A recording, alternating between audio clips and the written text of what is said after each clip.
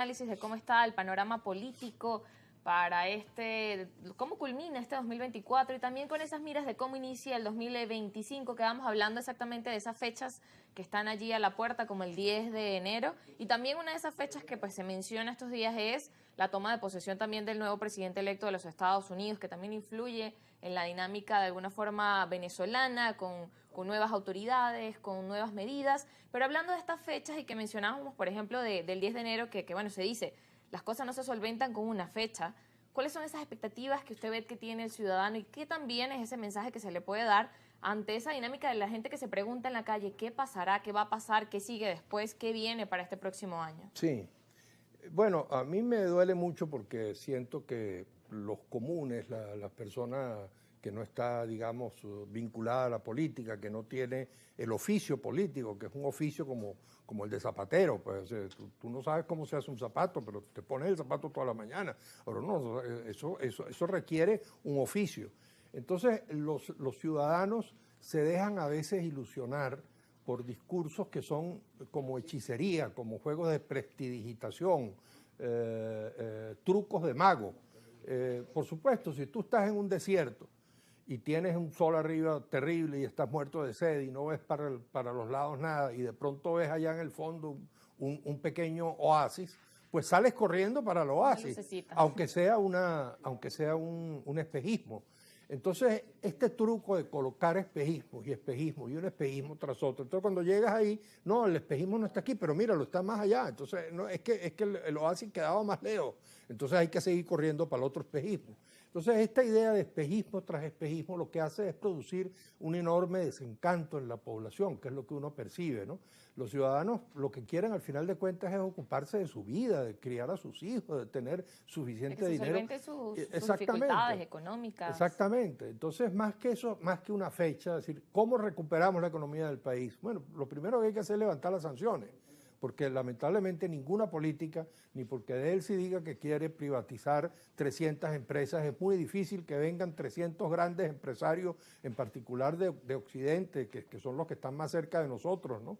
No de China, ni de Rusia, de Europa y de Estados Unidos, que vengan si hay unas sanciones, nada más Claro, y y nada que no menos. saben tampoco qué pueda pasar luego, porque si o sea, hay medidas y ya hay condicionantes para quienes tienen esas relaciones comerciales con venezolanos. Exactamente. Entonces si no hay un acuerdo, si no hay un acuerdo político en Venezuela, si yo lo digo no como gobierno ni como oposición, sino como ciudadano, es decir, si gobierno y oposición no son capaces de buscar un momento de paz y sentarse y decir, bueno, señores, vamos a ponernos de acuerdo, a ver si sacamos al país adelante, vamos a crear un gobierno de unidad nacional, hay tantas formas, presidente y vicepresidente, se ha hecho en otros países, se han buscado acuerdos de otros países.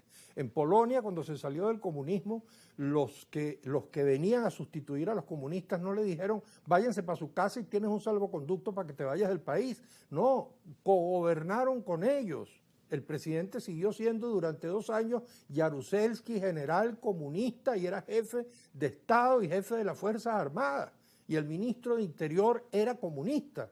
Y los demócratas tenían el primer ministro, pero los comunistas tenían el viceprimer ministro. Y se hizo un gobierno de unidad nacional durante 2 años para tratar de sacar a Polonia de los problemas en que estaba.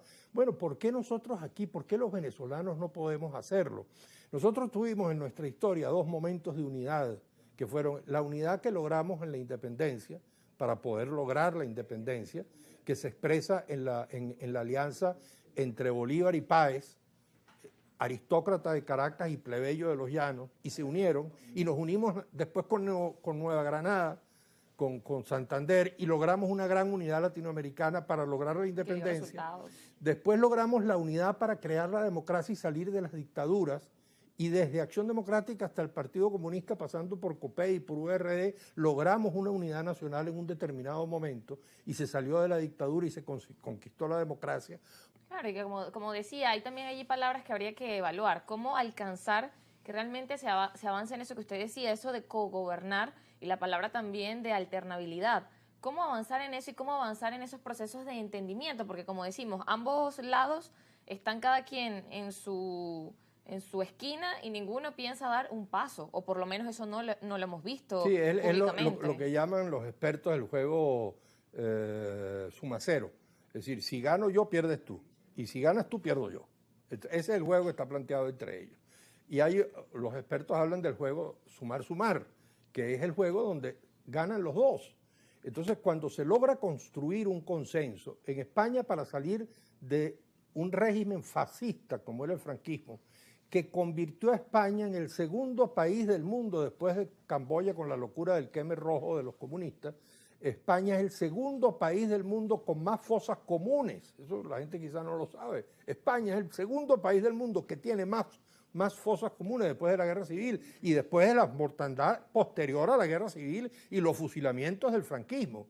Bueno, y ellos fueron capaces de construir un acuerdo entre la derecha y la izquierda. Uno los ve en la televisión peleando, pero hay un acuerdo mínimo, porque eso no significa que tú no tengas diferencias, eso no significa que tú no tengas divergencias. Ahora, en una situación de tanta complejidad como la venezolana, es bueno poner al lado por un rato las diferencias. Las diferencias pueden venir más adelante, pero pongamos a un lado las diferencias. Quizás con los puntos en común. ¿Cuáles serían esos puntos en común que pudiésemos encontrar? Por ejemplo, desde el lado de los empresarios, ellos dicen, bueno, nos toca seguir adelante y porque estamos pensando en nuestro negocio, en seguir produciendo, en no parar nuestro trabajo. Entonces dice, bueno, yo voy buscando puntos en común. Sí. Ahora, en esta perspectiva y este análisis político, ¿cuáles son esos puntos de encuentro? Lo que pasa es que, claro, como te digo, creo que todo tendría que comenzar por la decisión de los dos extremos de bajar la guardia, sentarse, conversar y decir, vamos a crear un gobierno de unidad nacional, entre todos juntos. Más allá de cualquier circunstancia política que pueda ser ingrata para unos, más ingrata para unos que para otros, poner al lado de las diferencias por un momento, perdonar, olvidar el pasado, mirar hacia el futuro y decir, bueno, vamos a constituir un gobierno de unidad nacional. Ese gobierno de unidad nacional, lo primero que tiene que hacer es ponerse a tono con la Constitución. Entonces, los tres poderes públicos, el poder judicial, el poder ciudadano y el poder electoral, que se supone que son absolutamente independientes, hay que constitucionalizar los poderes, hay que dejar de poner la administración pública al servicio de un partido, que eso es lo que hace fomentar la corrupción.